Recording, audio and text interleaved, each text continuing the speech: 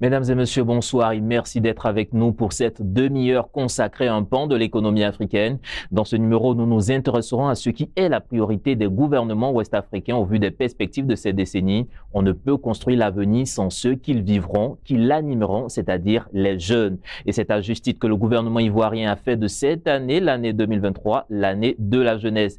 Près d'1 milliard décaissés chaque jour pour appuyer cette volonté. Mais comment créer véritablement des opportunités pour cette jeunesse? Comment l'intégrer professionnellement, comment lui redonner espoir et surtout la convaincre que l'immigration clandestine n'est pas la solution. Ils sont avec nous pour en parler. Flan Diomandé, vous êtes le président de la jeunesse communale de Cocody. Merci d'être avec nous. Merci.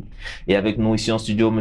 Touré Aboubakar, vous êtes le secrétaire national en charge des relations extérieures du Conseil national de la jeunesse de Côte d'Ivoire. Vous êtes aussi le délégué régional du UNZI et délégué du département de Dembokro. Merci d'être avec nous. Merci beaucoup, effectivement, c'est ça. Alors, moi, ma première question, je me tourne vers vous, M. Flan Diomandé. Vous êtes le président de la jeunesse communale de Cocody, une commune du sud d'Abidjan. D'accord. La jeunesse communale, c'est quoi? Est-ce une jeunesse qui est affiliée à un parti politique ou vous enveloppez, vous englobez toutes les tendances de la commune? La jeunesse communale, c'est le trait d'union, comme nous le disons, entre le conseil municipal et l'ensemble des jeunes de la commune. Et la jeunesse communale a été mise en place par un arrêté interministériel qui a été signé depuis 1992. Et de plus en plus, nous voyons les collectivités, les mairies sont en marche pour faire de cet organe-là une réalité qui vit. Et donc, chez nous, les partis politiques, les obédiences n'ont pas vraiment d'importance. Moi, j'ai fait mon bureau communal sans tenir compte des partis politiques des uns des autres. Ce qui importe vraiment pour un bureau communal, c'est tout ce qu'un jeune est capable d'apporter à ce projet de jeunes au niveau de la commune. C'est vraiment ça qui nous importe. Et donc, c'est pas un organe d'un parti politique. Non, nous sommes apolitiques et nous sommes liés étroitement au conseil municipal. Alors, jeunesse communale, Conseil national des jeunes, est-ce que le Conseil national des jeunes, justement, implique ou intègre ces associations-là ou c'est une autre organisation de jeunes? Merci beaucoup encore à vous pour l'opportunité que vous nous offrez. Effectivement, le Conseil national des jeunes, comme son nom l'indique, c'est un conseil qui englobe l'ensemble de toute la jeunesse. Et je dirais que même à la base, ça a été la charte qui a été ratifiée en 2006 à Banjul par l'ensemble des États africains qui, dans cette politique d'associer les jeunes africains aux différentes politiques de développement, ont décidé de créer ce Conseil national des jeunes. Et ce n'est plus une question de la Côte d'Ivoire seule, c'est l'ensemble des pays africains qui parlent le français qui ont décidé de mettre en place ces différents conseils dans chaque pays. Vous irez au Tchad, que ce soit au Sénégal, ils ont forcément un Conseil national des jeunes. Et ici en Côte d'Ivoire, il est bon de savoir que ce Conseil national des jeunes regroupe l'ensemble de toutes les organisations de jeunesse et associations et dirais également aussi les différentes ONG qui travaillent dans le sens de la jeunesse. Donc c'est un moulage de toute la jeunesse et également aussi ce conseil est chargé vraiment d'être le porte-voix officiel de toute cette jeunesse-là auprès du pouvoir décisionnel. Alors être le porte-voix, pour être le porte-voix, il faut être écouté. Est-ce que dans la politique ou les politiques de jeunesse en Côte d'Ivoire, les jeunes sont véritablement impliqués, sont véritablement intégrés? C'est pas des décisions qui sont prises et qui viennent vous être soumises ou bien vous êtes consultés dans le cadre de la formation de ces politiques, M. Diomandé? Déjà le cas au niveau communal, est-ce que vous êtes consulté pour la mise en œuvre des politiques sociales, professionnelles et autres? Effectivement, comme je le disais tantôt, nous sommes un organe du conseil municipal et les jeunes sont consultés pour les actions. Notre rôle, c'est quand même de relayer toutes les actions que le conseil municipal met en place pour les jeunes. Et donc, nous sommes relayer, mais est-ce que vous-même vous participez à consolider, à construire cette politique que vous relayez? Effectivement. D'accord. Au niveau du Conseil national de la jeunesse, vous me direz que vous êtes vraiment partie prenante? Oui, nous sommes consultés parce qu'à la base, nous sommes un organe consultatif. D'accord. Donc, toutes les politiques qui sont en rapport avec la jeunesse, de façon générale, nous sommes toujours associés afin de pouvoir donner nos différents avis sur la question. Et même, je dirais que toutes les questions qui sont en rapport avec la jeunesse, nous sommes amenés également à faire des propositions pour pouvoir vraiment faciliter l'incentive, de pouvoir faciliter également aussi la prise en charge ou bien la prise en compte de la décision des différents jeunes. Alors, on le sait, c'est un peu d'actualité au niveau de l'Europe, en France. On voit un peu ces questions de réforme des retraites, car on cherche à maintenir davantage des personnes âgées, car on se trouve en face avec un manque de main-d'œuvre assez solide, de compétences jeunes. Ici, en Afrique, on a cette jeunesse, on a cette compétence, mais on a du mal à intégrer la jeunesse. La jeunesse a du mal à trouver de l'emploi. On voit ces jeunes-là qui prennent la mer, l'océan pour aller chercher un avenir meilleur ailleurs. Comment est-ce que vous arrivez à comprendre ce paradoxe? Comment vous l'expliquez? Et qu'est-ce qu'il faut pour que la jeunesse puisse prendre pied et rester sur le continent, s'épanouir? Moi, je voulais dire déjà qu'il y a plus pire que ça. Il y a plus pire qui prendre la mer. Aujourd'hui, on voit des jeunes carrément mettre fin à leur vie. Ah ouais? On a vu des cas de suicide ici en Côte d'Ivoire. C'est-à-dire que nous sommes arrivés à un niveau où il y a des jeunes qui n'arrivent plus à rêver. C'est-à-dire que pour tenir en vie, il faut quand même avoir un rêve.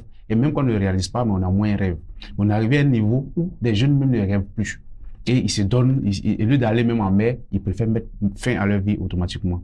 Et c'est à ce stade-là que nous sommes arrivés. C'est pourquoi nous disons que, au niveau de en fonction de toutes les politiques qu'on met pour les jeunes, il faut aussi être solidaire de ces jeunes-là. Il faut une Côte d'Ivoire solidaire qui ne tient pas forcément compte d'un certain nombre de choses, mais aller vers ces jeunes-là, leur démontrer un élan de solidarité, parce qu'il y a des jeunes qui vivent pire, qui sont dans des situations très difficiles, et aller en mer, bon, je pense que c'est sûr qu'on a encore de la volonté, mais il y en a qui n'ont même plus une envie même de vivre parce que la situation est vraiment difficile.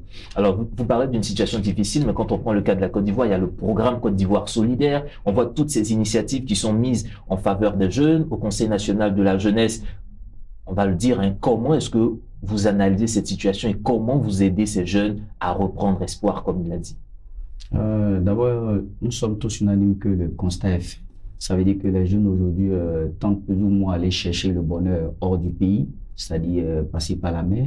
Et aujourd'hui, l'État a déjà commencé par la mise en place d'abord de certaines structures comme l'Agence Emploi Jeunes, afin de pouvoir orienter ces jeunes gens vers ces structures étatiques. Mais nous, en tant que Conseil national des jeunes, ces jeunes qui ne s'adonnent pas à aller vers ces structures, d'abord nous les sensibilisons. Parce que l'ignorance fait que pour eux, ils n'ont pas certaines opportunités. Donc, pour qu'ils puissent voir la réalité du travail qui est en train de faire par l'État de Côte d'Ivoire, il faut que nous qui sommes Conseil national des jeunes, nous leur portons l'information. Et c'est ce que nous faisons depuis un bon moment par la sensibilisation. Et en même temps, nous faisons des propositions au niveau du gouvernement en ce qui concerne la prise en compte de certains jeunes, surtout qui essaient d'exceller dans le domaine de l'entrepreneuriat, pour que ces derniers puissent avoir l'envie vraiment de rester au pays, pour pouvoir mettre sur pied, comme on le dit, une affaire, un business, pour pouvoir aller de l'avant. Nous ne manquons pas également aussi d'éduquer nos jeunes frères depuis vers l'école primaire, je dirais le secondaire, pardon, pour pouvoir leur inculquer un certain mode de vie pour le futur, c'est-à-dire prendre des initiatives de formation, savoir s'orienter. Donc, nous sommes dans un moulage vraiment de sensibilisation et de proposition pour pouvoir régler ce problème. Est-ce que vous pensez que ce message-là porte sur le terrain? Est-ce que vous entendez ce message arrive jusqu'à vous? Et quels sont les premiers fruits, en griffe, les résultats concrets que vous voyez sur le terrain? Je me tourne d'abord vers vous. Hein. Quels sont les premiers résultats que vous voyez sur le terrain dans cette sensibilisation? D'accord. Je veux dire qu'il faut reconnaître que l'État fait quand même des efforts en matière d'insertion des jeunes, en matière d'employabilité de la jeunesse ivoirienne. Et je pense que les résultats il y a des résultats. On voit un certain nombre de choses, mais il ne faut pas seulement que ce soit de la rhétorique sur un certain nombre de plans, parce que on nous parle de l'année de la jeunesse, on nous parle de 1 milliard de francs qui sont dépensés par jour pour les jeunes. Mais bon, les mécanismes qui permettent aux jeunes de rentrer en position de ces fonds-là ne sont pas vulgarisés en fait. Donc, je pense que à ce niveau-là, l'État doit pouvoir faire un travail. C'est le cas de la formalisation des emplois des jeunes. Il y a beaucoup de jeunes qui sont aujourd'hui dans l'informel, mais qui ne savent pas comment faire passer de l'informel au formel. C'est-à-dire que les choses ne sont pas expliquées réellement aux jeunes, ils ne connaissent pas les méthodes. Et c'est à ce niveau-là que l'État doit vraiment travailler. Sinon, la volonté est là. Mais comment on fait pour accéder souvent même à des crédits? comment on fait pour accéder comment on fait pour avoir un compte bancaire, des trucs aussi simples que les jeunes ne savent pas. Je pense que c'est à ce niveau-là qu'il faut accentuer la sensibilisation.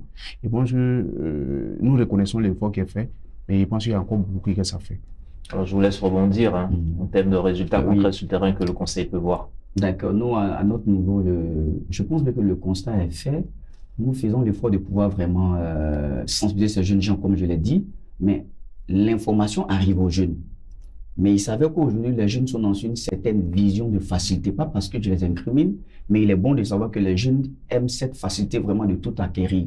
Depuis l'avènement de la situation politique depuis 2002, les jeunes sont restés dans une certaine facilité. On voit un peu avec l'avènement des jeunes porteurs et autres, mais ces jeunes qui sont beaucoup vus dans la télé, partout sur les médias, les jeunes gens qui viennent après eux, ils ont ces jeunes-là comme miroir. Donc, cela fait que pour eux, pour atteindre quelque chose, c'est la facilité. C'est ce qui a amené ces jeunes-là à rester dans ce mode de vie. Mais aujourd'hui, quand on veut faire un changement pour amener ces jeunes à prendre des engagements, de pouvoir se construire eux-mêmes, c'est pas chose facile. Même si l'information vient à eux, ils restent toujours dans une position difficile, qui est le fait de vraiment prendre l'engagement d'aller de l'avant à changer de vie. L'État crée l'agence emploi jeune, qui est là pour pouvoir accompagner les jeunes pour les différents financements. Et même par moment, moi je prends le cas de Democro, où il y a des jeunes gens, malgré les sensibilisations, qui ne sont jamais allés à l'agence emploi jeune. Certains ont des diplômes, ils sont assis chez eux, ils ne vont pas aux informations. On nous donne des appels d'offres, on a la capacité de publier, mais vous verrez que sur un certain nombre, il n'y a même pas de jeunes qui puissent postuler parce que soit ils ont l'information, ils ont du mal à aller vers les structures qui vont leur permettre vraiment de pouvoir devenir, je veux dire, que des personnes autonomes demain. Donc je pense bien qu'il y a deux parties, c'est-à-dire l'État et la jeunesse. L'État fait sa part, mais il faut que la jeunesse essaie de prendre conscience d'aller vers ce qu'ils doivent aller, pour aller vers vraiment ces structures-là, afin de pouvoir faciliter vraiment leur insertion au niveau professionnel. Alors bon, il y a deux choses qui me reviennent de ce que je viens d'entendre. Alors, c'est dire d'abord qu'il y a des appels d'offres qui sont peut-être soumis à tout un chacun, et ces jeunes-là ne vont pas vers ces appels d'offres. Est-ce que d'un côté, c'est pas par peur, par manque de formation, par manque de compétences que ces jeunes n'y vont pas? Et quand vous parlez, c'est une question aussi de prise de conscience des jeunes qu'il faut arriver à intégrer. Deux facteurs, prise de conscience, formation des jeunes. Effectivement, c'est de cet encadrement-là que je parlais tantôt. Je disais que les jeunes ne sont pas assez outillés. C'est pas un manque de volonté, mais les jeunes ne sont pas assez outillés. Il faut les encadrer parce que quand il y a des projets, généralement, les projets sont mal expliqués. Les projets sont mal expliqués, les jeunes ne savent pas, ne connaissent pas le mécanisme qui leur permet d'accéder à ces, je dirais, ces moyens qui sont mis à leur disposition. Voilà. Alors, mais pour être plus concret, on va dire par exemple, un fonds est mis à l'attention des jeunes qui veulent peut-être entreprendre au niveau de l'agriculture. Mais quel type de sensibilisation pour un pays comme la Côte d'Ivoire peut être menée? Justement, vous, en tant qu'organisation, c'est vous qui devez relayer ces informations auprès de ces jeunes et ne pas dire il n'y a pas suffisamment de communication, à mon avis. Donc, qu'est-ce qui fait que ces jeunes n'ont pas l'information? Est-ce que c'est vous qui ne relayez pas l'information comme il se doit? Ou bien c'est l'État qui doit vraiment déployer encore une grande communication qui va coûter encore des moyens énormes pour arriver à ces jeunes-là? Chacun à son niveau fait ce qu'il peut pour que l'information puisse arriver aux jeunes. Mais réellement, ce que j'étais en train de dire, c'est que l'information, même si l'information arrive aux jeunes, il veut dire qu'il y a un mécanisme. Il y a un mécanisme qui souvent n'est pas bien expliqué. Par exemple, on nous explique aujourd'hui qu'il y a 1 milliard de francs pour les jeunes qui sont utilisés en un jour. Certainement, un leader pourrait comprendre peut-être qu'il y a des réalisations et que c'est l'ensemble de toutes ces dépenses-là qu'on évalue à 1 million. Mais le jeune lambda ne sait pas réellement comment il rentre en possession de ces fonds. Ou bien il ne sait pas réellement comment on l'aide pour que lui aussi il soit prise en compte dans le milliard qui est dépensé dans la journée. Je ne sais pas si je me fais comprendre, mais bon, voici un peu ce que alors je donc, veux dire. Pour essayer de situer en tout cas ce débat, on va le dire, c'est 1 milliard de francs CFA qui sont mis quotidiennement à disposition des jeunes en Côte d'Ivoire. Cela vient du discours du président ivoirien Alassane Ouattara lors de son adresse sur l'état de la nation, mais c'était un peu une moyenne qu'il faisait parce qu'il a dit il y avait près de 360 et quelques milliards qui étaient dépensés pour les jeunes. Donc, quand il regarde dans une année, il y a 365 jours, donc à peu près, ça fait 1 milliard de dépensés pour les jeunes. C'est pas comme s'il y avait 1 milliard qui était positionné là et qu'on devait distribuer à tout un chacun. C'est pour cela que, à ce niveau, je suis pas tellement d'accord avec M. Touré, parce que une jeunesse à laquelle on dédie ou bien on donne une somme de plus de 1 milliard, c'est qu'on estime que cette jeunesse-là, elle est assez responsable. C'est que cette jeunesse-là, elle est assez mature pour quand même, pour qu'on lui alloue un certain nombre de francs CFA ou bien des dépenses à ce niveau-là. Mais le souci, c'est comme je reviens pour le dire, il dit que c'est le mécanisme.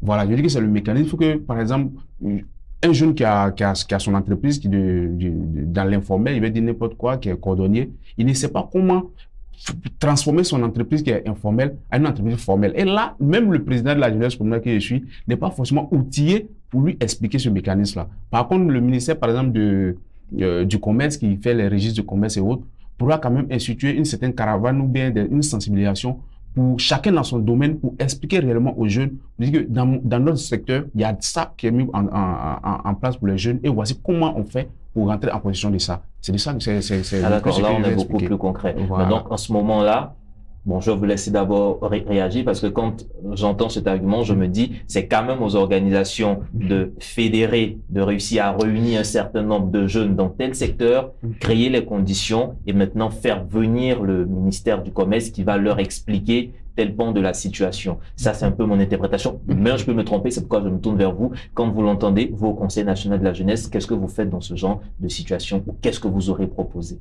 Comme je l'ai dit, nous, à notre niveau, nous, on va penser toujours par la sensibilisation d'abord. Et parce qu'il y a l'État qui a déjà mis tout à notre disposition. Moi, je le dis toujours, par plusieurs structures. Mais nous, notre rôle qui est de sensibiliser les jeunes, on va vers ces jeunes-là pour pouvoir leur porter l'information. Et on fait même des renforcements des capacités dans certains domaines pour permettre à ces jeunes-là d'avoir les b.a.-ba. Et moi, je l'ai dit toujours, très chef Flan, les jeunes aujourd'hui, c'est un manque de prise de conscience. Je sais pourquoi je parle de ça, parce que en ma qualité de secrétaire national chargé des relations extérieures, j'ai d'autres fonctions qui est le fait, je suis également entrepreneur. Et je sais par là où j'ai commencé pour être là où je suis aujourd'hui, et j'ai fait l'essai avec plusieurs jeunes. Et je sais où on s'est retrouvé suite à l'opportunité que j'offre à ces jeunes de mes propres moyens pour voir un peu comment ils vont travailler. C'est un manque de prise de conscience. Les jeunes ne savent pas en réalité, je vais dire que l'opportunité qu'on leur donne, lorsque l'État leur donne toutes ces opportunités, qui est le fait de créer ces agences emploi jeunes et ces différentes structures, mais c'est les jeunes qui n'ont pas encore pris conscience de ce qu'ils ont comme or dans leurs mains. S'ils ont pris conscience qu'ils veulent vraiment aller de l'avant, ça sera tellement facile d'organiser, je vais dire que, comment on appelle ça, des rassemblements où on peut permettre au CPC de permettre à ceux qui n'ont pas leur entreprise de pouvoir avoir des entreprises qui sont formelles. C'est des choses qui ne sont pas trop gênées comme on le dit, mais c'est juste une question de volonté des jeunes de pouvoir aller de l'avant parce que tout est déjà là pour pouvoir les accompagner. Mais tout n'est pas aussi de créer des entreprises pour créer. Est-ce que l'écosystème, les conditions permettent à ces jeunes de véritablement compétir et d'être, on va dire, d'être compétitifs sur le marché? Quand on voit que dans certains pays, on prend le cas du Nigeria, on prend le cas du Bénin, on a vu cette organisation qui a été mise en place, mais pour susciter en tout cas l'entrepreneuriat et permettre à ce jeune d'évoluer. On leur a donné quelques avantages par rapport à la concurrence de ceux qui venaient de l'extérieur. Est-ce que c'est le cas en Côte d'Ivoire? Effectivement, l'écosystème ne permet pas forcément, mais nous avons fait des propositions dans ce sens-là. Et ces propositions sont que nous avons demandé à ce qu'on puisse introduire un bon module de formation au niveau de système éducatif, qui est précisément l'entrepreneuriat. Aujourd'hui, quand les jeunes gens sont dans le cursus scolaire, lorsqu'ils finissent, ils ont deux opportunités. Soit ils sont fonctionnaires, comme on le dit, ou soit quand ça ne bouge pas, et ça donne à l'entrepreneuriat. Mais ils savaient que ces jeunes gens qui ne sont pas habitués à l'entrepreneuriat dès le départ, ou qui n'ont pas reçu de formation, fait que c'est, comme on le dit, c'est le fiasco. ne pas faciliter cela, nous avons fait des propositions à ce que les modules d'entrepreneuriat puissent être instaurés au niveau du secondaire pour que le jeune homme, dès le bas âge, puisse déjà être formé au niveau de l'entrepreneuriat pour que dès qu'il finit son cursus scolaire, s'il n'a pas pu avoir l'opportunité de se retrouver quelque part d'autre comme fonctionnaire en griffe, mais il aura la capacité vraiment d'avoir ce bagage intellectuel pour lui permettre de faire asseoir son entreprise et puis aller de l'avant. Alors, on parle aussi d'année de la jeunesse sur le terrain, vous qui vivez en tout cas ces réalités au quotidien. Est-ce qu'on peut véritablement dire que les jeunes commencent ou ont leur place au niveau stratégique, décisionnel, au niveau de la Côte d'Ivoire? On parle de nouvelle génération, on parle de jeunes. Est-ce que les jeunes ont tendance à être vraiment à des postes, à des fonctions où aujourd'hui ils peuvent, on peut dire, oui, la jeunesse est réellement impliquée dans les mécanismes de décision en Côte d'Ivoire? D'accord, merci. Je pense que les jeunes aujourd'hui ont leur place. Les jeunes ont leur place. Je le disais à quelqu'un juste avant vous que à Cocody, à l'orée des élections municipales, c'est le candidat des jeunes qui sera élu maire. C'est celui que les jeunes auront choisi qui sera élu le maire parce que nous sommes dans une commune qui est à l'image de la Côte d'Ivoire où la jeunesse est majoritaire. Et aujourd'hui, dans les instances de décision, les jeunes sont bien présents, ils méritent un peu un certain nombre de postes.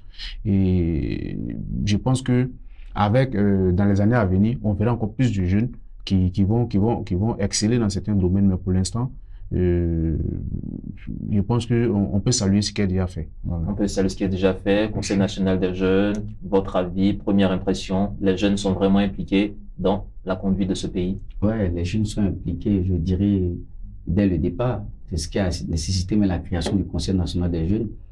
Et tout ce qui est comme, je veux dire, décision qu'aujourd'hui l'État prend, l'État a toujours associé la jeunesse. Et nous faisons généralement, je veux dire, des consultations ou soit nous faisons des propositions, comme je l'ai dit tantôt dans mes différentes interventions. Et aujourd'hui, quand on voit la jeunesse communale qui existe, cette jeunesse qui est une force également aussi, et cette jeunesse est également associée à plusieurs situations, et également aussi le Conseil national des jeunes qui a ses démembrements. Et nous, à notre sein, nous avons un comité qui est chargé de réfléchir, qui fait des propositions.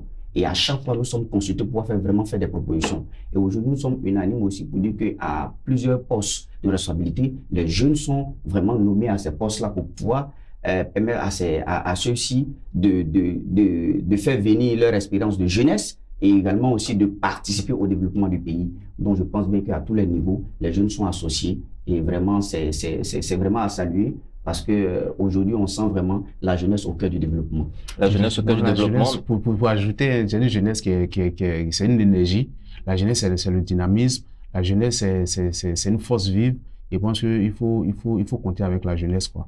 Il faut compter avec la jeunesse. Et la question que je voulais poser, on a parlé beaucoup plus de la jeunesse au plan local, au plan national. Qu'est-ce qui est fait pour la jeunesse de la diaspora?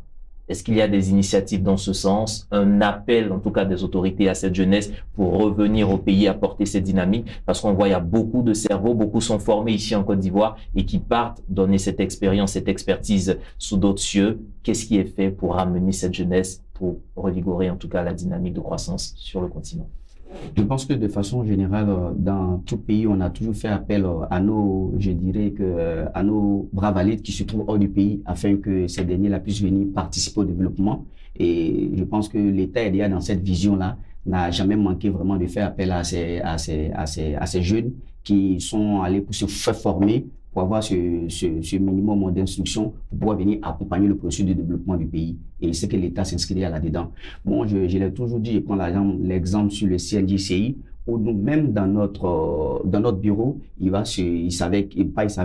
a un vice-président qui est en charge de la jeunesse de la diaspora. Ce qui veut dire qu'en réalité, nous les associons et dès l'instant qu'il y a des situations où on peut se partager ensemble, on ne manque pas de les associer. Donc, à notre niveau, il n'y a même pas de souci. Et je pense que l'État est déjà dans cette logique, puisque c'est l'État qui a créé le Conseil national des jeunes. Alors, messieurs, on arrive pratiquement au terme de cette émission. Quelle est votre vision pour la jeunesse en Afrique de l'Ouest, en Côte d'Ivoire, pour les 10, 15, 20 prochaines années?